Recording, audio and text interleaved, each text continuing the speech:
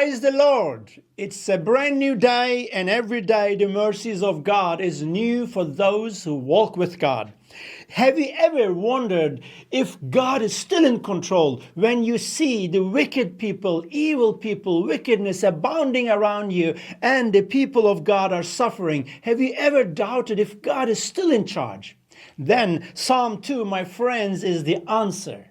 When you ever doubt the sovereignty of God, turn to Psalm 2. Because Psalm 2 shows us that even the wicked kings and rulers only can play into the hands of God, and they cannot stop playing into the hands of God. And God just looks at them and laughs at them. What an amazing psalm. So I'm going to read it for you. Psalm 2. Why do the nations rage and peoples plot a vain thing? The kings of the earth set themselves, and the rulers take counsel together against the Lord and against his anointed, saying, let us break their bonds in pieces and cast away their cords from us. He who sits in heavens shall laugh. The Lord shall hold them in derision, and then he shall speak to them in his wrath and distress them in his displeasure, in his deep displeasure.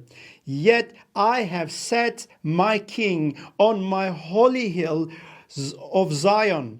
I will declare the decree. The Lord has said to me, you are my son. Today I have begotten you. Ask of me, and I will give you the nations for your inheritance, and the ends of the earth for your possessions. You shall break them with a rod of iron. You shall dash them to pieces like a potter's vessel. Now, therefore, be wise, O kings. Be instructed, you judges of the earth. Serve the Lord with fear, and rejoice with trembling.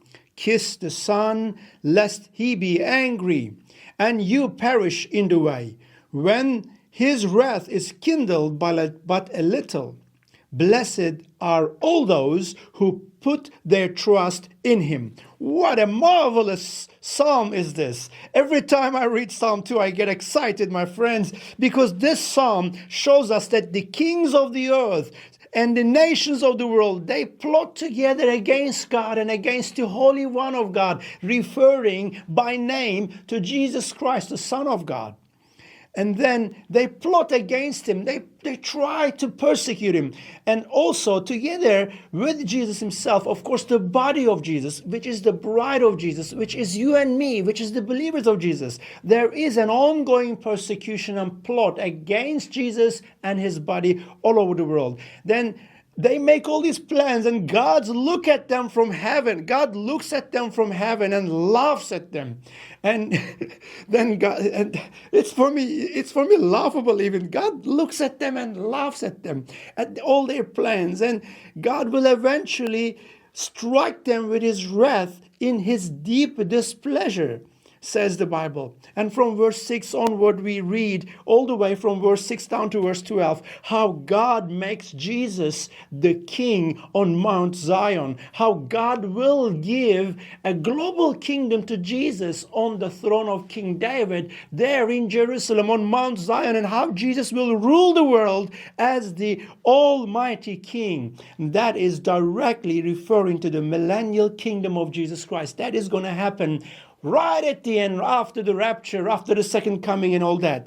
So, my friends, I bless you today with this beautiful Psalm 2. Whenever you doubt God's sovereignty, whenever you feel you are being pulled down by the worries of this world, by the rising to the power of the wicked people, wicked forces around you, go to Psalm 2 and get an encouragement, get a reminder that God is in charge, God is in control, and look at the last sentence of Psalm 2, verse 12. Blessed are all those who put their trust in him, referring to Jesus. And yes, my friends, if you believe in Jesus and put your trust in him, you are blessed. And with that, I bless you in the name of our King Jesus Christ. And until I see you tomorrow morning on Psalm 3, goodbye and be blessed.